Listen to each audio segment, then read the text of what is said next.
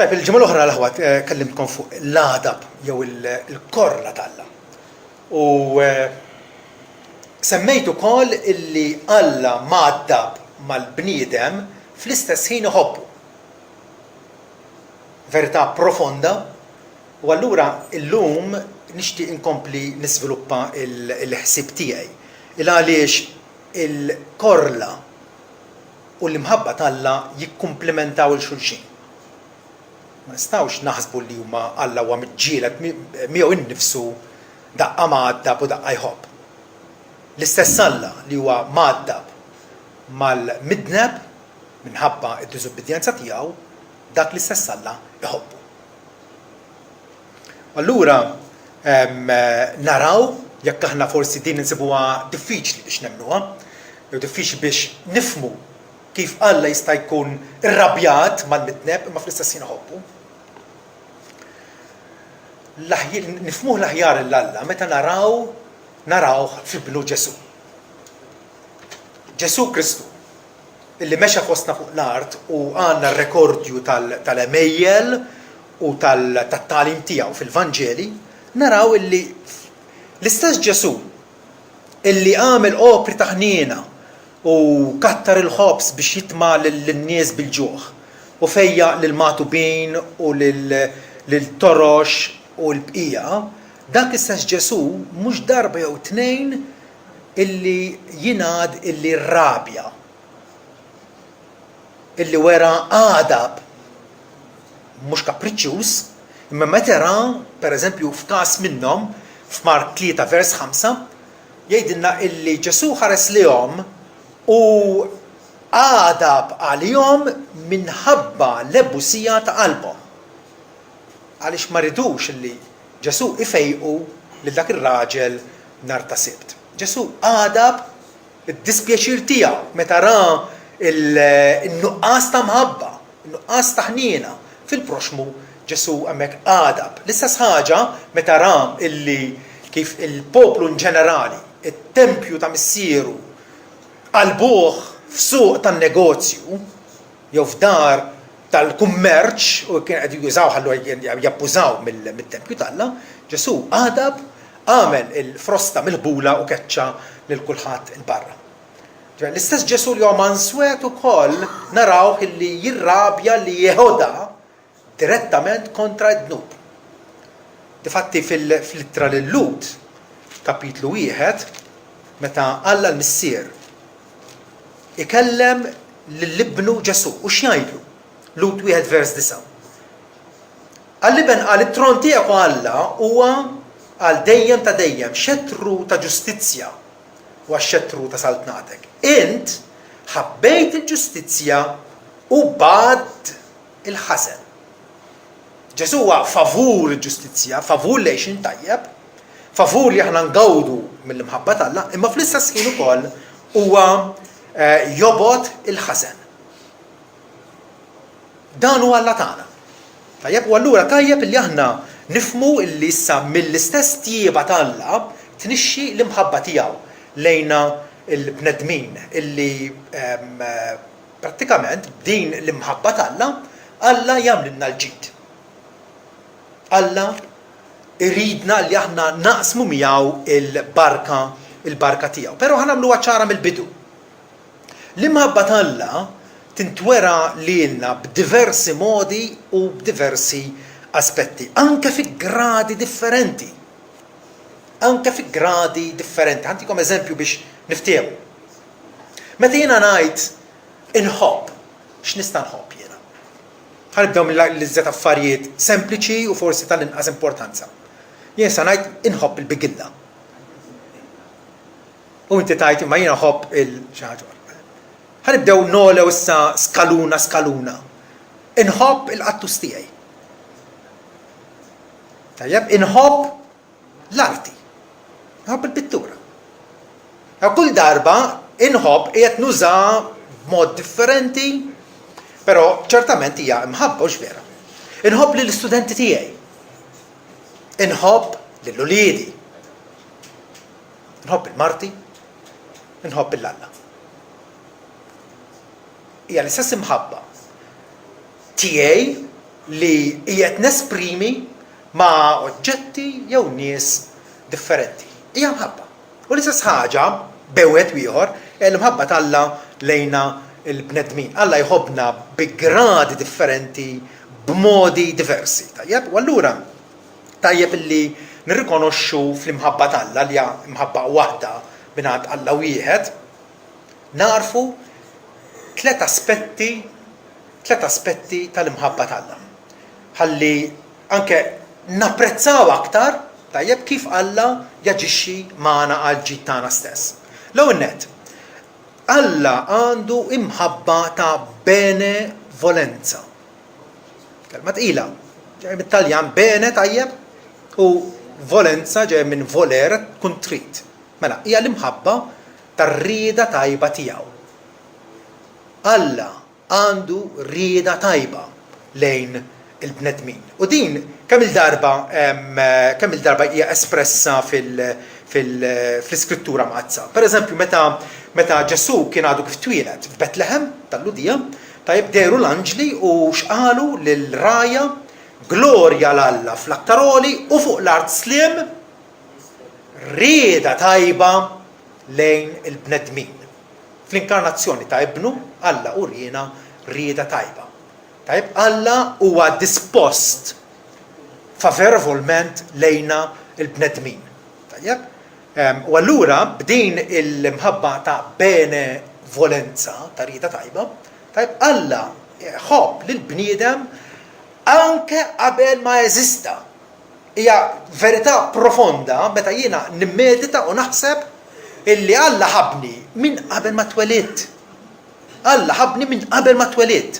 U għal darbohra, matul l-iskrittura naraw dawn il-ħsibiet, per eżempju f'Ġeremija, kapitlu 31, vers 3, il-mulej der li bħal dar jgħidli iva jiena nħobbok b'imħabba ta' dejjem. Kif jista' jkun? Meta il-poplu Iżraelita kien għadu ma jeżistix. Hawnhekk qed jgħid li jiena nħobbok b'imħabba ta' dejjem. Għalhekk jiena komplejt inżomm għalik il-fedeltà tiegħi.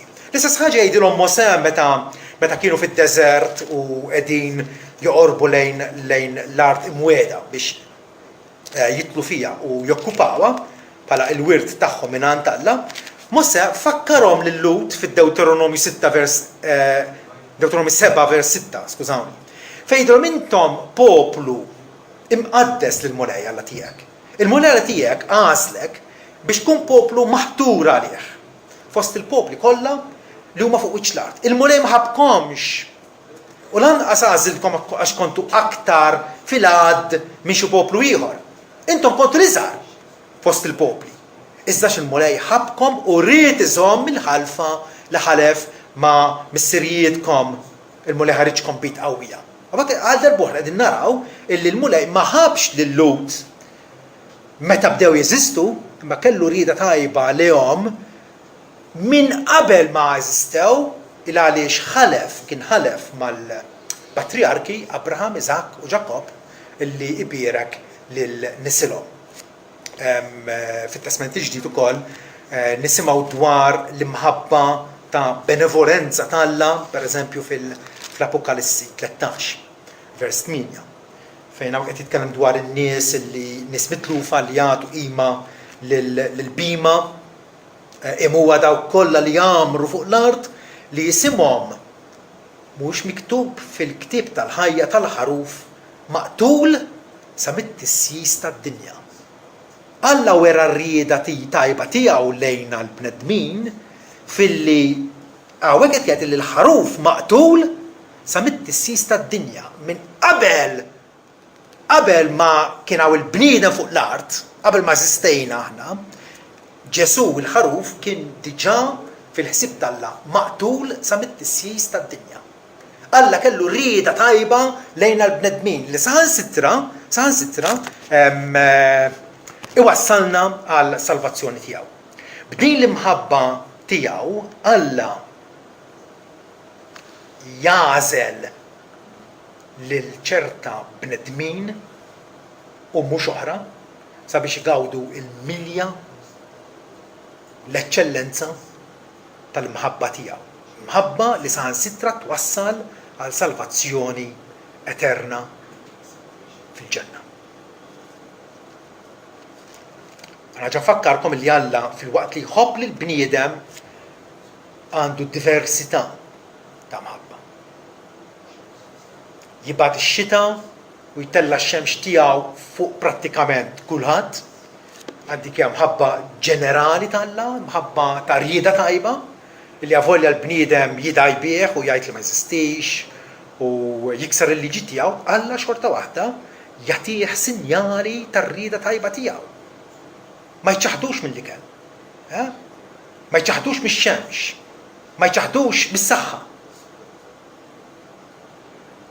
Però ma qegħdin nitkellmu sa dik ir-rieda tajba tal-Alla li twassal lil Alla biex saħansitra meraviljożament jażel lil xi wħud mill-bnedmin sabiex igawdu l-imħabba eterna tiegħu għal matul iż-żminijiet.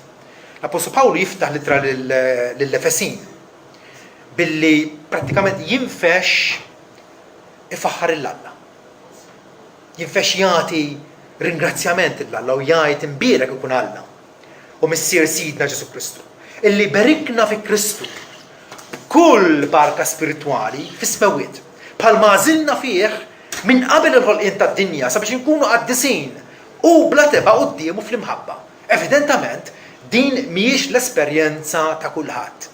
Hija l-esperjenza ta' dawk li Alla għażel, ta' dawk li Alla jafhom bisimhom, li jisimhom huwa miktub fil-ktieb tal-ħajja mill-eternità kollha, Alla jwassalhom iva billi ippredestinana ħalli nkunu uliet adottivi għal innifsu Ġesu Kristu skont l-intenzjoni tajba tar-rieda tiegħu. Qed nisimgħu skont l-intenzjoni tajba tar-rieda tiegħu. Ir-rieda tajba tal-Alla li saħansitra tmur sal-estremità. Billi minħabba dawk in-nies li hu iħobb b'imħabba speċjali wasal biex tagħna wkoll li libnu ħalli jkunu il-feddej tagħna. L-Apostlu Pawlu wkoll fl-ittra it-tieni ittra l-Timotju jerġa' jitkellem fuq l-istess ħaġa kapitlu 1 vers 9 fejn jgħidilna li Alla salvana għal darb'oħra turija tal-imħabba tiegħu. Alla salvana u sejħilna b'sejħa qaddisa mhux skont l-opri tagħna iżda skont il-għan tiegħu u l-grazzja tiegħu illi kienet mogħtija lilna isimgħu għadida xejn. Meta tagħna l-grazzja tiegħu?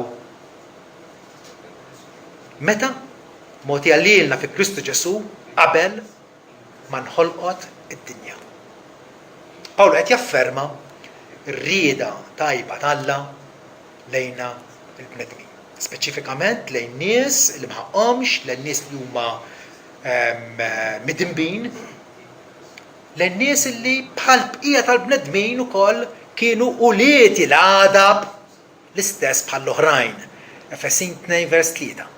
Qabel ma aħna esperjenzjajna dil-imħabba speċjali tal-Alla, aħna konna uliet il-korla tiegħu l-istess bħall-oħrajn. Frattant Alla oġbu bir-rieda tajba tiegħu illi jindaħal fil-ħajja tagħna, jikkonvinċina mid-dnub u jwassalna għal ħajja eterna fi Kristu. Mela, bir-rieda tajba tiegħu, bil-imħabba tar-rieda tajba tiegħu, tajjeb, Alla jħobb il-bniedem minn qabel ma jeżisti, difatti għażlu għas-salvazzjoni, però mbagħad hemm ukoll l-imħabba ta' benefiċjenza tal-Alla. Bene, tajjeb, fiċjenza jiġifieri li Alla jagħmel it-tajjeb. Mela, Alla mhux biss iridilna l-ġid, imma attwalment Alla wkoll jagħmlilna l-ġid. Dan huwa wkoll aspett ieħor ta' l-imħabba tal-Alla. Fl-istess pass fejn qed jgħidilna li Alla din il-grazzja tiegħu kienet mogħtija lilna fi Kristu Ġesu qabel ma nħolqot id-dinja, jkompli mbagħad biex jispjega din l-imħabba ta' benefiċjenza tiegħu. Fejn jgħidilna li issa deret bid-dera tas-Salvatur tagħna Ġesu Kristu li qeret il-mewt u dawwal il-ħajja u l-immortalità permezz tal-Evanġelju. L-imħabba ta' benevolenza tal-Alla, tajjeb, hija magħquda wkoll mal-imħabba ta' benefiċjenza tal-Alla. Alla mhux biss irid, imma attwalment ukoll jagħmlilna l-ġid. L-aqwa ġid ċertament li jagħmlilna huwa li tagħna lill-ibnu. Id-don li ma tfissirx bil-kliem. Id-don lotja ta' ibnu fuq il-Kalvarju li bih issa għandna l-ħajja. Eret il-mewt u dawwel il-ħajja u l-immortalità. Ġesu tagħna tama eterna permezz tal-grazzja tagħna. L-imħabba mela ta' benefiċjenza tagħna. Li bija Alla jagħmel il-ġid lill-bnedmin fi żmien ġifieri matul ħajjitna skont ir-rieda tajba tiegħu. Efesin 5, Pawlu jgħidilna li jenna l-irġiel ħobbu lin-nisa tagħkom bħalma Kristu ħab lill-Knisja u tali nnifsu għalija biex iqaddisha u jnaddafha bil-ħasil tal-ilma bil-kelma biex jagħmilha tidher qudiemu knisja glorjuża bla tikmixa, bla teba u bla xejn minn dan. L-imħabba tagħna tar-rieda tajba tiegħu fl-eternità waslitu biex tagħna lill-ibnu. U allura kif darba milux tkellimna fuq il-ħniena tagħna. Meta inti tħenn ma tħenx biss bil-fom, ma tħenx biss billi tesprimi rieda tajba. Hija tajjeb dik li tesprimi rieda tajba. Imma wkoll bl-azzjoni. U għalhekk l-imħabba ta' benefiċjenza tagħna li Alla jindaħal biex ma jħallinix fil-miżerja, ma jħallinix fil-kundanna, ma jaqlana minna u anzi jagħtina status inkredibbli qudiemu li nkunu l-istess uliet adottivi tiegħu. Mela b'din l-imħabba ta' benefiċjenza nistgħu ngħidu li Alla iħobbna kif aħna. Però issa hawnhekk irridu noqogħdu attenti. Għaġġil nismawha din. Dinja nofs verità, ma nistgħux nieqfu hawnhekk u ngħidu Alla jħobbna kif aħna. Ċertament Alla jħobbna kif aħna. Meta kont twilit u ipprattikajt il-ħajja tad-dnub għal ħafna snin, Alla kien diġà esprima l-imħabba tiegħu fil-li tagħna l-ibnu biex ikun hu l-qasis il-kbir li jidħol għalih qudiemu, illi bih għandi l-maħfra sħiħa tiegħu. Alla iħobbna kif aħna, però jekk jiena ngħid il-bandiera Maltija hija bajda, inkun qed ngħid il-verità? Le. Jekk ngħid il-bandiera Maltija hija ħamra, inkun qed ngħid il-verità? Lanqas. X'irid ngħid? Il-bandiera Maltija hija bajda u ħamra. U allura ħan ikkorreġġuha ftit, huwa vera li Alla jħobbna kif aħna. Imma Alla jħobbna tant illi ma jridx iħallina kif aħna. U dik hija l-meraviglia ta' mħabtu. Jħobbna tant illi ma jridx iħallina kif aħna. Fir-rieda tajba tiegħu u fl-emil fl-intħil tiegħu biex jaqlana mill-ħama ta' dnub, Alla ċertament juri din l-imħabba ta' benefiċjenza tiegħu. Pawlu isemmija fil-Ruman 5 vers 6 fejdilna illi meta konna għadna bla saħħa, Kristu fi żmien waqqat miet għal ħżiena. Ġesu ma mmitx għan nistajbin. U stess jgħid illi minnu b'saħħtu m'għandux bżonn ta' tabib, ma minnu marid. Jimma ġejtx insejjaħ lin-nies sewwa imma l-midinbin għall-indiema. U Ġesu miet hawnhekk qed jgħidilna għal ħżiena. Tikkaktar tard jgħid Alla jirrikmanda. Alla qed jagħtina prova tal-imħabba tiegħu. Fil-li meta konna għadna midinbin, Kristu miet għalina. U għalhekk qegħdin ngħidu illi fil-waqt li Alla huwa mgħaddab għal midneb għax qed jisfidah u qed jiddiżonorah u qed jinsultah. Fl-istess ħin Kristu miet għalina, għal midinbin. Għal midinbin. Alla jħobbna kif aħna, ma jħobbna supremament, tant illi ma jridx ħallina kif aħna. Midinbin irrid jagħmel minna għad-tisin. U għalhekk din l-imħabba ta' benefiċjenza u ċo li Alla jieħu azzjoni favur tagħna bil-grazzja tiegħu, tajjeb, Alla jiftina. Alla jixtrina liħ innifsu, jagħmilna membri fil-familja tiegħu, jagħmilna ċittadini fis-saltna tiegħu. Jagħmilna ulied adottivi tiegħu subien u bniet. Ġwanni l-Apostlu jiftaħ il-ktib tal-Apokalissi billi jgħid lilu laħabna lil-Ġesu laħabna. U li ħasilna minn dnubietna f'demmu stess. Ara, l-imħabba tal-Alla li twassal għal-azzjoni. Ġesu ħabna, x'għamel għax ħabna? Ħasilna minn dnubietna f'demmu stess u għamilna, saltna u assissina l-Alla u missieru. L-imħabba ta' Kristu bija akkwistana għal nifsu u għamilna saltna ta' assissin għal Alla u missieru. Anke meta Ġwanni 3:16 jgħid għallek ħabb id-dinja illi tal il-liber waħdiet jew ara l-azzjoni tagħha. L-azzjoni tagħha. Meta Alla ddeċida li jagħti lill-ibnu għal midinbin mill-eternità. Ma kien hemm ebda jum illi Alla ddeċida. Daqs kemilu Alla mill-eternità daqshekk ieħor Ġesu kien predestinat bħala l-ħaruf bla għajb bla teba għalina il-midinbin. Allura għallek ħabb id-dinja illi tal il-liba waħdini tiegħu biex kull min jemmen fih ma jintilifx iżda jkollu l-ħajja eterna. Ir-riżultat pożittiv illi joħroġ mill-imħabba ta' benefiċjenza tal-Alla. Irrid nsemmu wkoll l-imħabba ta' kompjaċenza tal-Alla, tgħidu li kelmet għamil l-oħra din. L-imħabba ta' kompjaċenza tal-Alla huwa meta Alla jħares lejk u jitbissem meta jarak. U jkollu pjaċir bik.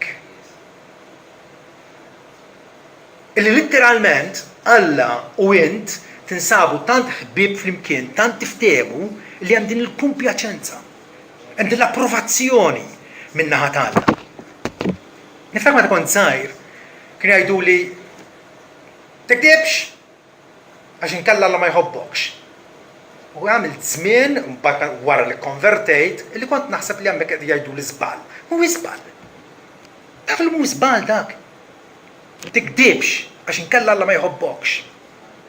Forsi ma kienux kapaċi jispjegaw, forsi anke tlabtom spjegazzjoni ma nafx x'kienu jgħiduli, però meta tirrifletti fuqha illi Alla jħobb,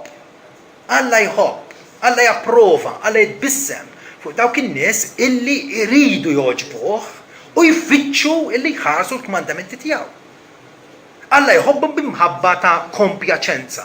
Meta jitaxxaq fil-lejqa fina l-bnedmin, meta jara x-xbija tiegħu fina. Meta jara dak il-grad ta' qdusija illi bih aħna qegħdin insiru nixbu aktar u aktar lill-liben il-maħbub tiegħu.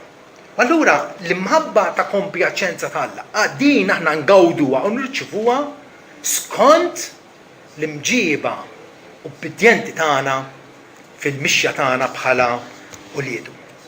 Alla jifraħ, Alla jitenna, Alla jitaxxaq b'dawk in-nies li jridu u jagħmlu ħilithom u jirsistu biex jogħġbu f'kollox. Naqra kompass pjuttost twil, però naħseb jiena jagħmel il-punt tiegħi perfettament, Iżajja 62, l-ewwel 5 versi. Fejdilna minħabba f'Sion ma niskonċ. Minħabba f'Ġerusalem ma ngħidix sakemm toħroġ bħaddija il-ġustizzja tagħha u s-salvazzjoni tagħha bħal torċa tixel. U l-ġentili, ġifieri n-nies tad-dinja, jaraw is-sewwa tiegħek u s-slaten kollha l-glorja tiegħek u jsejħulek b'isem ġdid li jażlu fomm il-mulej. U int ukoll tkun kuruna ta' glorja fit il-mulej u diadema ta' sultan fit Alla tiegħek. Ma jgħidulekx aktar mitluqa u lanqas lill-artek ma jgħidul aktar mħarbta, iżda lilek isejħulek l-għaxqa tiegħi fija u lill-artek miż-żewġa għax il-mulej jitaxxaq bik. U artek kollha żewġa. Għax bħalma jiżżewweġ żagħżugħ xebba. Hekk uliedek jiżżewġuk. U bħalma jifraħ l-għarus bl-għarusa tiegħu, hekk Alla tiegħek jifraħ bik. Nisimgħuha, Alla tiegħek jifraħ bik. Għaliex, skont kif iddeskrivija hawnhekk lil poplu tiegħu, huwa poplu li għandu s-sewwa tagħna, illi qed jimxi fis-sewwa tagħna. Appuntu, anke fil-Littra lil Lut, kapitlu 11, vers 6 jgħidilna li dawk li jridu jogħġbu lill-Alla jeħtieġ li jemmnu illi Alla jeżisti u li jippremja lil dawk li jfittxuh sewwa. Tgħidlek kif infittxu sew l-Alla billi kwalunkwe ħaġa li taf illi inti din hija rrieda tal-Alla fittax li jagħmilha. U bekk allura tkun qiegħed ħajdu hekk tgawdi, tkun qiegħed tidħol f'dal-ambjent, f'dal-atmosfera tal-imħabba ta' kompjaċenza tal-Alla. Illi Alla iħobbna aħna u nsiru nixbħuh. Aħna u nsiru aktar u aktar sottomessi għar-rieda għad-disa tiegħu. Kantkom intomx konvinti. Fi-Ġwanni 14 Ġesu hawnhekk jispjega b'mod brillanti l-imħabba ta' kompjaċenza tal-Alla. Ġwanni 14 vers 21. Il qed ikellem l-apostli prattikament qegħdin fil-kamra ta' fuq u lejliet il-passjoni tiegħu. Ġifieri ikellem lil-ħbiebu, nies ta' ġewwa.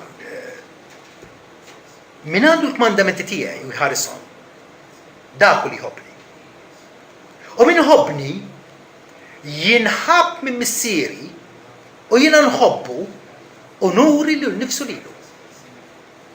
Għallu Ġuda mhux l-Iskarjota, mulej. Kif kien li sejjer turi ruħek lilna mhux lid-dinja u jieġbu Ġesu qallu jekk wieħed iħobbni iħares kliem u missieri jħobbu. Mela fejn ftit ilu konna qegħdin ngħidu li Alla jħobbna kif aħna, avolja medinbin, issa ma qed titkellem Ġesu fuq imħabba tip ta' mħabba oħra li Alla għandu lejna. Imħabba ta' kompjaċenza. Qed jgħid li dawk illi jħobbuni imbagħad missieri jħobbhom u aħna niġu għandu u nagħmru miegħu. Ġifieri jkun hemm dik il-relazzjoni ta' intimità bejn Alla Trinità u l-individwu għaliex għax l-individwu qed ifittex li joġob lill-Alla. Alla joġbuh dawk in-nies illi iva joqogħdu għal jett u għal kmand tiegħu. Jagħtuh jirrikonoxxu il-sovranità tiegħu fuqhom. Anke fi-Ġwanni 12 vers 26 Ġesu jgħid li jekk wieħed jaqdini ħajimxi warajja u fejn ikun jien hemm ukoll ikun l-qaddej tiegħi. Araw dik il-ħeġġa, dik id-dedikazzjoni biex wieħed jobdi lill-imgħallem tiegħu. Jekk wieħed jaqdini lilu iweġġaħ missieri. Għal darb'oħra l-imħabba tal-kompjaċenza tal-Alla. Jekk wieħed jaqdini, jekk wieħed huwa dixxiplu ta' stoffa illi qed miexi fedelment wara Ġesu Kristu, hawnhekk Ġesu jgħid lilu jonorah missieri l-imħabba ta' kompjaċenza tiegħu. Issa, nixtieqkom illi nikkonsidraw flimkien din l-istorja li rajna tal-għodu fejn għandna dan il-żagħżugħ illi b'entużjażmu mar jiġri quddiem Ġesu u saqsih nasib jiena l-iktar mistoqsija importanti illi nistgħu nimmaġinaw li tiġina f'moħħna. Mgħallem, x'għandi nagħmel biex niret il-ħajja dejjem? X'għandi nagħmel biex imur il-ġenna? Dik hija mistoqsija. U Mark huwa l-uniku wieħed li jirrakkonta u jgħid wara li Ġesu qallu inti taf il-kmandamenti x'inhuma u liħor qallu dak kollha żammejthom minn żoriti. Imbagħad Ġesu ħares lejh u ħabbu. Wow! X'ġara f'dal-mument? Hemm din il-konverzazzjoni għaddejja bejn Ġesu ta' Nazaret u dan il-żagħżugħ. Ġesu jħares lejh f'dan l-istadju u Mark jgħidilna u ħabbu. X'ġara? Jew aħjar, kif ħabbu? Sempliċement ħass affezzjoni lejh? Jista' jkun. Però naħseb jiena aktar minn hekk. L-imħabba ta' Ġesu għal dan l-individwu hija l-ewwel nett l-ammirazzjoni tiegħu li dar raġel. Illi dar raġel ma intelax, ma abbandunax ruħu għad-dnub u għal-ħajja xellerata u merħija u bla disċiplina, imma kien jaf fejn għandu jmur biex isib is-soluzzjoni għal problema tiegħu. Problema tiegħu kien għadu inċert x'għandu jagħmel biex jgħid il-ħajja dejjem, dik kienet il-problema tiegħu. Għalhekk ma resaqsih Ġesu. U meta qallu allura li dawn il-mandamenti li semmejt li inti, dawn żammejthom minn żoriti. Ġesu ħabbu propjament għax dak kien raġel illi kien qed jipprova ikun eżemplari. Kien qed jipprova jgħix tajjeb. U dik hija ħafna differenti minn bniedem li jkun intela għal faħx, għall-immoralità, għall-gideb, għad-da, għall-idolatrija u l-ħwejjeġ miskarħa l-oħra kollha. Ħanibdew minn hemmhekk. Ġesu għaraf dar raġel ma ntelax fid-dnub estrem u kbir, imma aktarx mara l-aħjar sors possibbli biex isib soluzzjoni għal problema tiegħu. X'kienet da sors? Il-kelma tal-Alla. Da żagħżugħ għalmenu kien jaf li jekk ħajsib soluzzjoni ħajsiba fil-kelma tal-Alla. Għalhekk Ġesu ħabbu. Wakta minn hekk Ġesu ħabbu il għaliex tħassru profondament. Tħassru. Apart li jammirah, għax għall-inqas kien qed jagħmel ħiltu, Ġesu wkoll tħassru. Il għaliex għalkemm kien jaf li fil-kelma tal-Alla bis-soluzzjoni, ma għadu ma sabiex. U allura Ġesu jirrikmandalu korsa ta' azzjoni. Isimgħu tajjeb. Imbagħad Ġesu ħares lejh u ħabbu u qallu bħalma dejjem ngħidu l-imħabba l-ħnina l-kumpassjoni iġini. Mhux sempliċement illi inti tajt inħoss għalik. Ma tittamel xi ħaġa. U f'dan il-każ Ġesu taħ parir, l-aqwa parir, illi dak iż-żagħżugħ seta' jisma' għax kien jgħod propjament għalih, propjament fil-każ tiegħu. Da żagħżugħ li kien jidirlu li tajjeb, jidirlu li għamel l-almu kollu tiegħu, Ġesu jagħtih parir billi jgħidlu li jista' jsolvi l-problema tiegħu u jekk minn dik il-kelma tal-Alla isegwija kompletament. Dana bħal meta għandek pazjent li mura tit-tabib. Il-tabib jordalu kors ta' pilloli fuq perjodu ta' xahar. U dan il-pazjent wara ġimma jgħid, isma' dawn mhumiex jaħdmu dal-pilloli. U jarmi l-bot b'kollox il-barra. Il għaliex jgħid il-parir li ta' it-tabib mhuwiex tajjeb. Ma isma' waħda. Il-tabib x'qallek.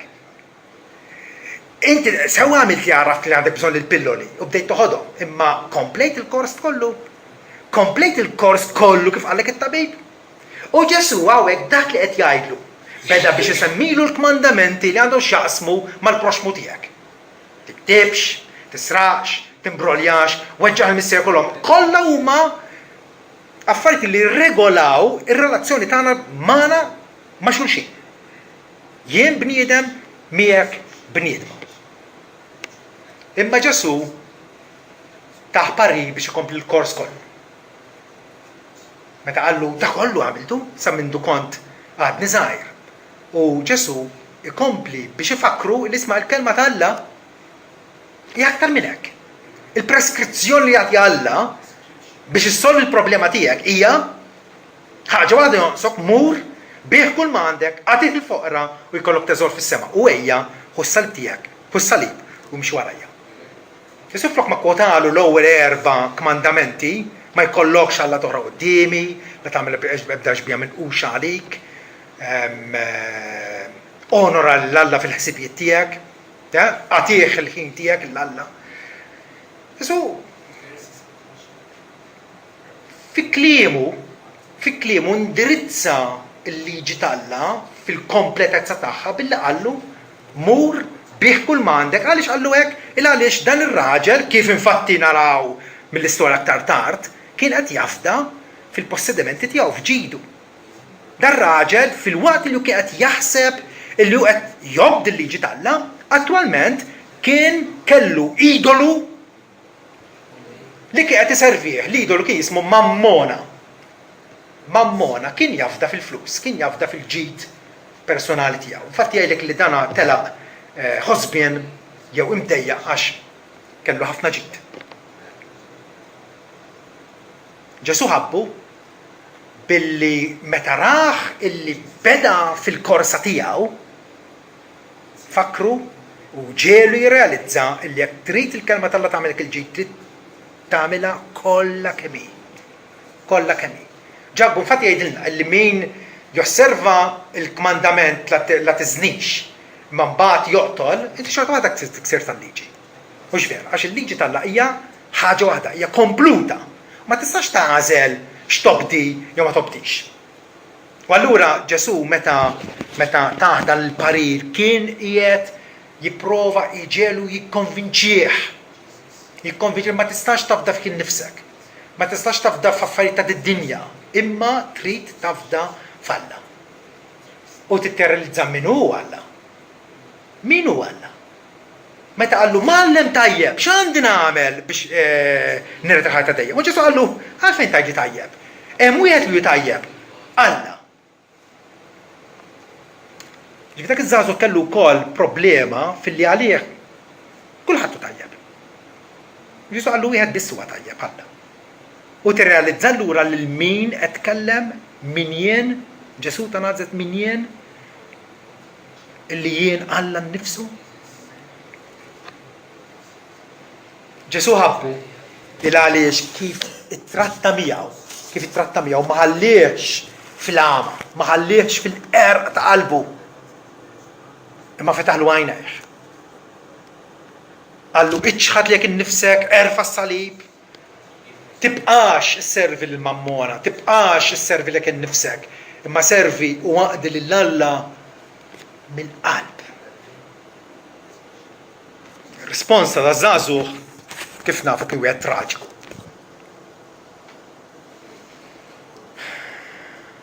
Dak sobbieħa dal-kliem u mar qalbu sewda għax kellu ħafna ġid. Ma ċċettax din it-turija tal-imħabba ta' Kristu lejh. Ma ċċettaħiex, warraba. Intilef ma nafux. Jista' jkun li xahar sena wara, jista' jkun nidem, jista' jkun dak li qalli r-Rabbi ta' Nażaret kemm kellu raġun ma nafux. Ma nafux. Ma kemm hawn nies illi Alla jinnamra magħhom, illi Alla jersaq lehom u jiftilhom għajnejhom u jġallhom jirrealizzaw anke fil-kuxjenza tagħhom illi mmexjin f'dik it-triq il-wiesa li tagħti jorru fit-triq popolari kemm trida. Popolari kemm trida. Imma li twassal għar-rovina. U n-nies jibqgħu jirroftaw, jibqgħu warbu l-imħabba ta' Alla lehom. Rumani 2, vers 4 infatti. L-Apostlu Pawlu jgħid illi jew qed maqdar ir-rikkezzi tat-tjieba tal-Alla u tas-sabar tiegħu u tad-dewmien Alla, biex Alla fil-waqt li huma idhum biex jagħdam, idhum jissapporti. Allu qed tikkritika Alla il għaliex mhux qed jikkastigak immedjatament. U ma tafx illi t-tjieba tal-Alla twaslek għall-indiema ġifieri Alla qed ikun twajjeb miegħek biex tirrealizzaw id-dun lejh. Mhux tibqa' tabbuża minn imħabbtu. Ħafna nies. Traġikament, fil-waqt li lest li jduqu u jgawdu turijiet u sinjali tal-mħabba tal-Alla. Trid niltaqa' ma' xi ħadd nafu ma jgħidlix itlob għalija għax ħammur nagħmel operazzjoni l-isptar. Kulħadd irid din it-tip ta' tjieba tal-Alla, hux vera. Imma dik biss. Ġesu beka fuq Ġerusalem meta ra il-bogħod. Mattew 23, vers 37. Ja Ġerusalem, Ġerusalem. Int li toqtol il-profeti. Ġifieri Alla f'imħabbtu bat lil dawn l-irġiel il-profeti tiegħu biex jiftħulhom għajnejhom biex ifakruhom qegħdin tiksru l-patt mal-Alla. M'intomx mexjin tajjeb, m'intomx tobduh. Int li toqtol il-profeti u tħaġġar il dawk li jintbatu għandek kemm il-darba rid tinġma' lil uliedek flimkien. Bħalma roqqa tiġbor il-fliles tagħha taħt ġwien ħajja u int ma ridx. Hawn hija l-problema. illi Alla għandu rieda tajba lil bniedem. Alla jagħtih sinjali kontinwi tal-imħabba tiegħu. Jagħtina x'nieklu, jagħtina x'nilbsu, jagħtina s-saħħa, jagħtina il-nifs, l-istess eżistenza tagħna. U l-bniedem warrab. Għaliex? Raġun waħda. Jagħtina Ġwanni fit-tielet kapitlu tal-Vanġelu tiegħu. Il-bnedmin ħabbew id-dlam aktarx mid-dawl. Alla javviċina l-bniedem u l-bniedem jistina ruħu, iwebbes qalbu kontra l-istess imħabba ta' Alla. Din hija traċedja. Però ħanpoġġu wasa fuq livell personali. Irċivejta l-imħabba ta' Alla. Ma sax li ma nafx. Il-għaliex jekk inti miexi ġoriflu u ngħidlek qed tħoss xi ħaġa ma sax hekk ilha. Ir-risposta tafa. Irċivejta l-imħabba ta' Alla. Jew iva, jew le. M'hemmx triq tan-nofs. Ma nix qegħdin ngħidu din l-imħabba illi dan iż-żagħżugħ ir-rofta għall-inqas safenna fuq għandna warraba. Ġesu taħparri tajjeb, Ġesu tħassru, Ġesu qallu x'għandu jagħmel, eżattament il-każ tiegħu. Taħ preskrizzjoni illi tot għalih. U dak għamel fattih. Ma xi nitkellmu fuq dik il-bidu tal-imħabba ta' Alla. Għaraf tal-imħabba ta' Alla illi twassal għas-salvazzjoni eterna tiegħek. Illi tkun kapaċi tgħid Alla Kristu ħabni u tagħlu nnifsu għalija. Bħalma jgħid l-Apostlu Pawlu. Jiena msallab ma' Kristu ma jkollu jgħix mhux jien ma' Kristu li jgħix fija l-ħajr jgħix issa ngħixha bil-fidi. F'bin Alla li ħabni u tagħlu nnifsu għalija. ċertament Alla jħobb id-dinja. Imma tista' tgħid Kristu ħabni u allura għandi l-maħfra tiegħu u tani qalb ġdida biex insegwih u biex nonoraħ minn ġurnata għall-oħra. U ma nfittxux biss meta jaqbilli, imma nfittxu għax huwa Alla tiegħi, il-Kreatur tiegħi, is-Salvatur tiegħi. Irċivejt il-mħabba ta' Alla. L-ewwel Ġwanni 4 vers 9 jgħidilna preċiżament bda deret l-imħabba ta' Alla għalina. Kif nista' nkun naf? Alla għamel esibizzjoni grandjuża tal-imħabba tiegħu. Bda deret l-imħabba ta' Alla għalina. Għax Alla bagħat l-ibnu l-waħdieni fid-dinja biex ikollna l-ħajja bih.